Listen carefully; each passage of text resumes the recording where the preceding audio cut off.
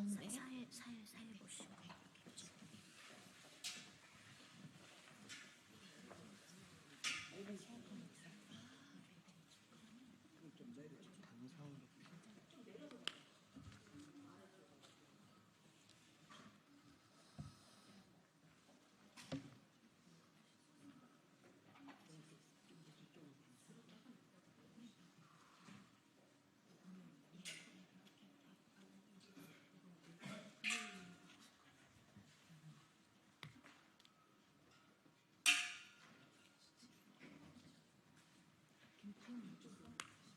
다 쓰셨나요?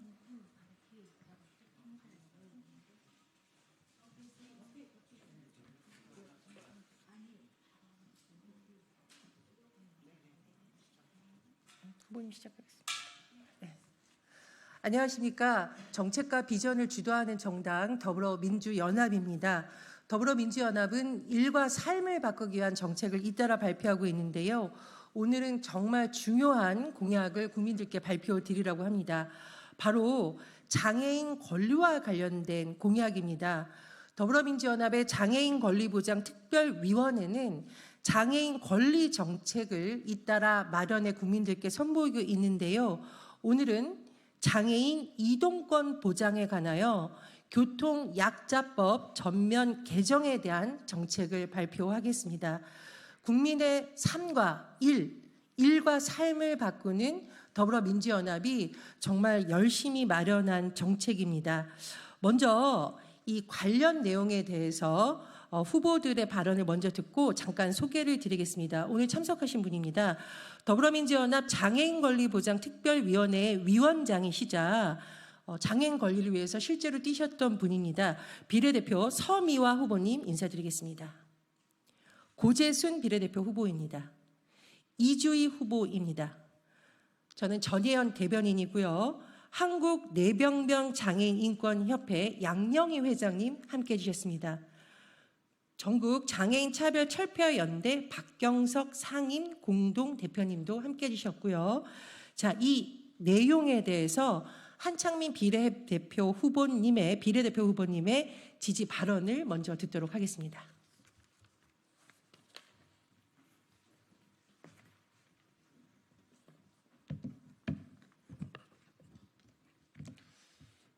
안녕하십니까.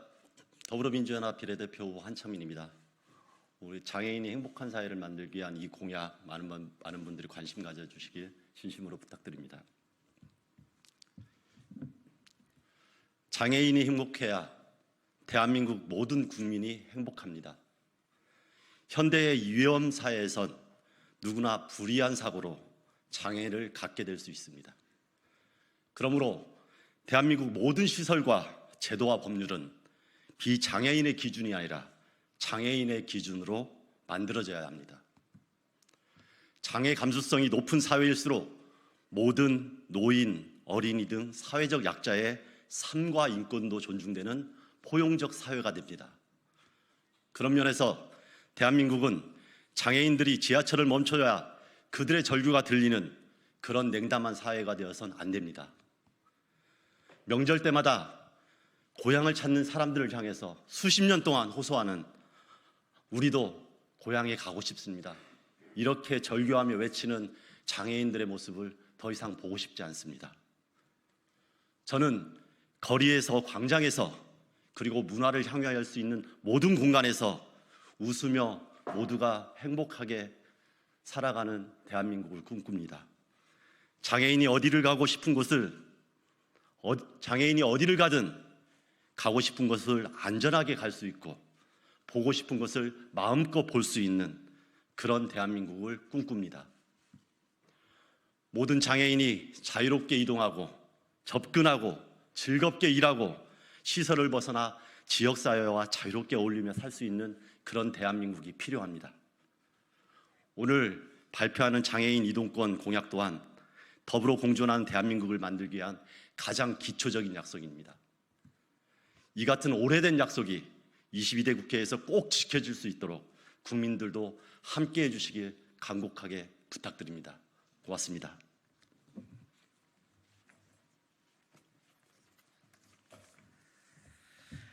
네, 다음으로 기자회견문 낭독이 있겠습니다. 기자회견 낭독은요, 서미화 후보님, 고재순 후보님, 이주희 후보님 순으로 진행이 되겠고요. 더불어민주연합 장애인권리보장 특별위원회 위원장이시자 비례대표 1번이시죠. 서미화 후보님이 마무리해 주시는 순서로 이어지겠습니다. 서미화 후보님 기자회견문 낭독 부탁드립니다.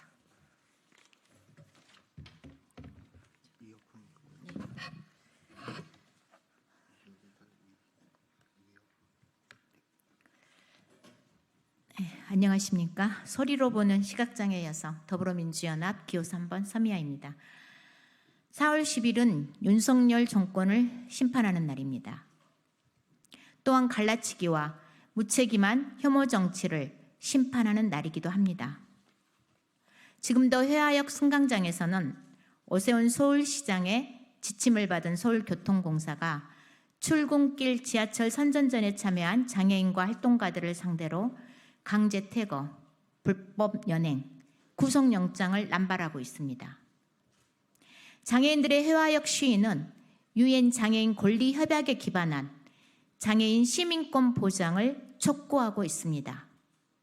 시민권 보장은 집회 시위를 통해서만 주장되는 특정한 의견이 아니라 국가와 지방자치단체가 먼저 나서서 이행해야 할 책무입니다.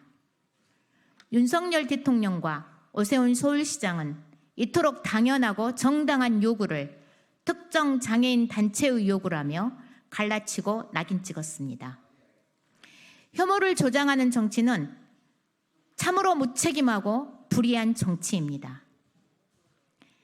장애인들이 23년 동안 지하철 승강장에서 외치는 장애인도 이동하고 교육받고 노동하며 지역사회에서 함께 살아가야 할 권리는 대한민국 국민이면 누구도 평등하게 누려야 할 시민권입니다. 장애인 시민권 보장, 이동권부터 출발하겠습니다.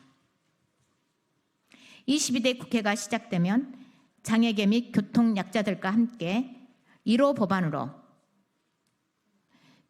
교통약자의 이동 편의 증진법 전면 개정을 추진하겠습니다.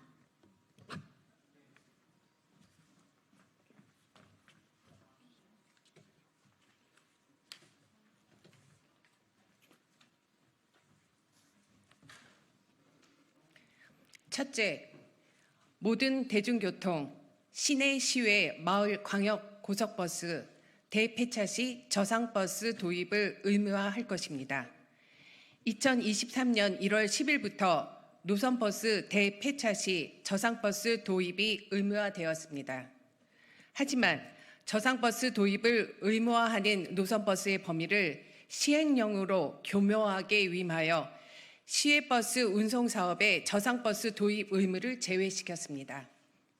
뿐만 아니라 의무 도입 예외 노선을 지자체가 승인할 수 있도록 하는 단서 조항은 사실상 지자체가 의무로 저상버스 도입 의무를 면제해 줌으로써 법 개정 취지가 무색해지고 저상버스 도입 속도가 지체되는 상황입니다. 이에 대폐차 시 저상버스 도입 의무 노선 범위를 상향 입법하고 지자체의 예외 노선 승인 남용 방지 및 도로 개선 계획 추진 등이 실질화되도록 하겠습니다. 네, 둘째, 장애인 콜택시를 국가 책임으로 차별 없고 경계 없는 이동권을 보장하겠습니다. 교통정책의 핵심은 연결에 있습니다. 출발지부터 목적지까지 끊김없이 이동할 수 있어야 합니다. 그러나 장애인의 대중교통 중 하나인 특별교통수단의 경우 운영 주체가 각 지자체로 되어 있어 관외 이동에 상당한 제약이 발생합니다. 인접 지역이라 하더라도 회차 이용이 제한되어 왕복 이동을 못하거나 편도 이동조차 가로막혀 있는 경우도 비일비재합니다. 이와 같은 문제를 해결하기 위해서 특별교통수단의 관외 광역이동, 24시간 운행을 의무화하는 교통약자법이 개정되었지만 각 지자체는 운행시간 및 운행 범위 확대를 위한 운행 대수를 당장 늘리기 어렵다는 입장입니다. 예산 문제 때문입니다.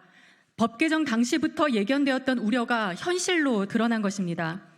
관외 광역이동, 24시간 운행, 즉시콜 시행을 위해서는 특별교통수단 차량 1대당 운전원 2.5명 수준의 확대와 예산 확보가 필수적입니다. 기획재정부의 반대로 인하여 이동권의 예산 책임을 법조문으로 명시하지 못한 문제를 22대 국회에서는 반드시 풀어야 합니다.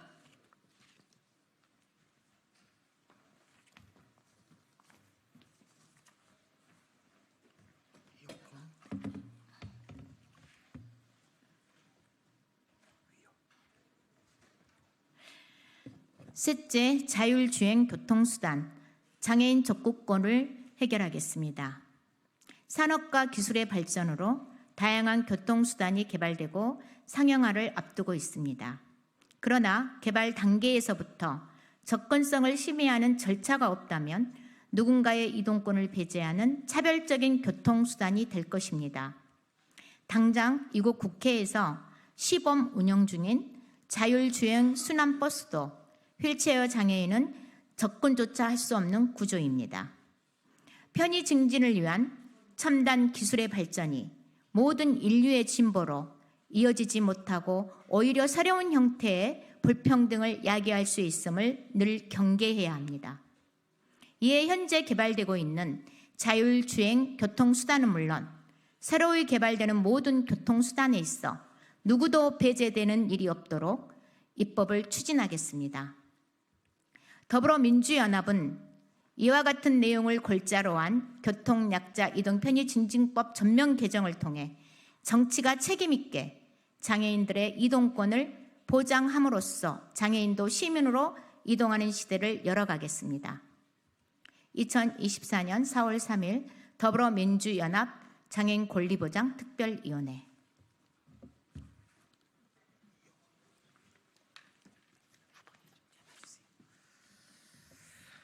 예, 장애인 이동권 문제 정치가 꼭 풀어야 될 문제입니다. 더불어민주연합이 22대 국회에서 반드시 법 전면 개정을 통해서 이런 문제 해결하겠다. 장애인 권리를 반드시 보장하겠다는 서미화 후보님의 말씀이 있었습니다. 다음은 장애계 분들의 발언을 좀 들어보도록 하겠습니다. 정말 우리나라 장애인들의 권리 보장을 위해서 현장에서 헌신하고 일해주신 분들의 말씀을 듣겠는데요. 먼저 한국 뇌병명 장애인 인권협회 양영희 회장님의 말씀을 듣도록 하겠습니다.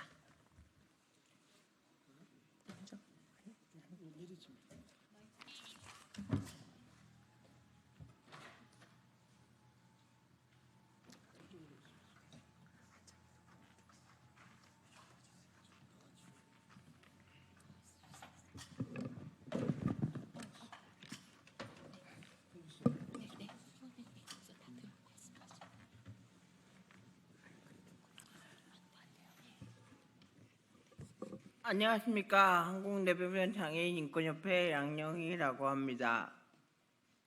뇌병면 장애인들뿐만 아니라 중증의 장애를 가진 장애인들은 휠체어나 이런 이동 도구를 이용하는 데 있어서 많은 제약이 따릅니다. 특히 대중교통을 이용할 수 없는 경우도 되게 많은데요. 이것들이 어떻게 연계되고 어떻게 하느냐에 따라 장애인의 삶이 달라지는 겁니다. 집 밖을 나서는 것부터 이동의 시작이라고 생각한다면 교육, 노동, 사회생활, 그리고 내 삶에 있어서의 가치, 그리고 여가활동 등 다양한 분야에 있어서 이동이 가장 기본적인 요소가 되고 있습니다. 하지만 많은 장애인들이 이동이 어려움을 겪고 있는 관계로 교육에서도 소외되고 노동에서도 소외되고 사회활동들에서도 소외되고 있습니다. 현재 많은 지하철역에 엘리베이터가 있다고 얘기하고 있고 저상버스도 많이 늘어났다고 합니다. 하지만 내가 원하는 것은 출발지에서부터 도착지에까지 내가 어떻게 잘 가느냐가 가장 중요한 겁니다. 95%의 지하철역에 엘리베이터가 설치되어 있지만 5%에 설치되지 않은 지역 때문에 내가 원하는 곳에 도착하는 것이 어려움을 겪는 것이 바로 장애인입니다. 그렇기 때문에 모든 이동수단이 다 함께 연계되어야 되고 이것이 장애인 콜택지만으로 해결될 수 없다라고 생각합니다. 그렇기 때문에 이동수단에 장애인이 탈 수 있고 휠체어가 탈 수 있는 것은 장애인의 삶의 질을 달라지게 할 수 있으며 이것들이 장애인을 이 사회 속에 시민으로 인정하는 하나의 방법이라고 생각합니다. 그래서 이동이 해결되고 그리고 장애인의 노동이 해결되고 그리고 장애인의 삶이 달라졌을 때 장애인이 이 사회 시민으로서 발전할 수 있다고 생각합니다. 이번에 더불어연합에서 장애인 권리 특별위원회를 만든다고 합니다. 그 안에서 이동권을 시작으로 장애인의 교육권, 노동권, 그리고 장애 유형에 따른 다양한 서비스들이 만들어지는 그런 정책들을 함께 만들어가기 위해서 위원님들과 함께 노력하겠습니다. 감사합니다.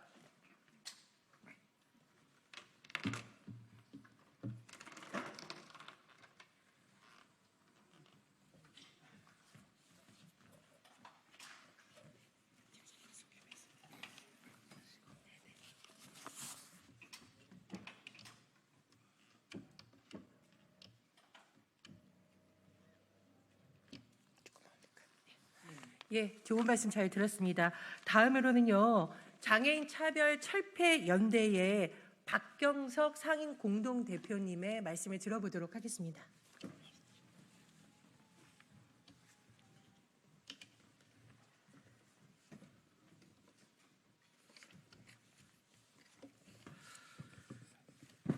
네, 안녕하십니까. 저는 전국장애인 차별철폐연대 상임 공동대표 박경석입니다.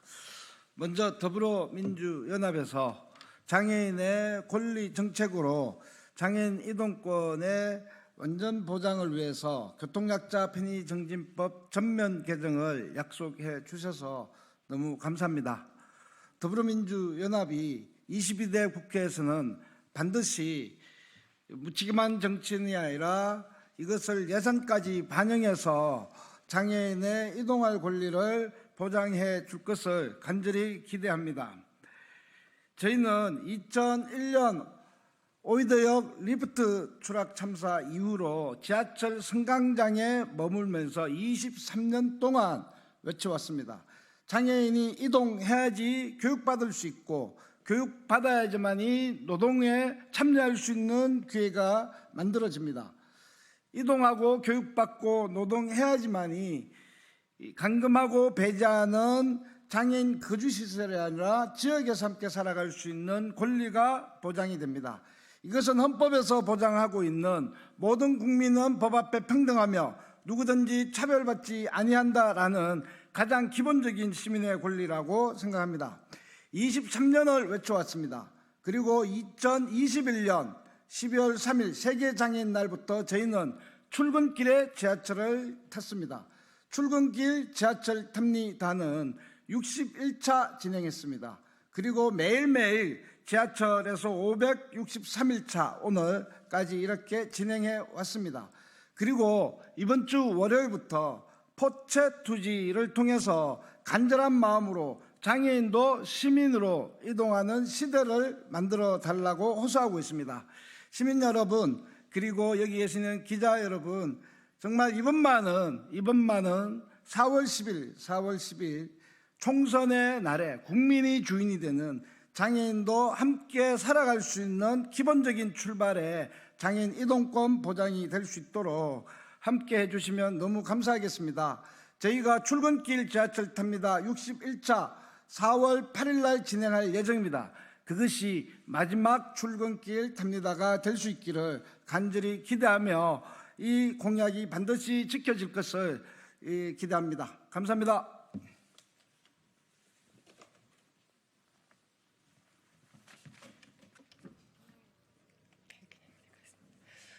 예, 언론인 여러분, 더불어민주연합에서 장애인분들의 간절한 외침을 담은 법안을 마련했습니다.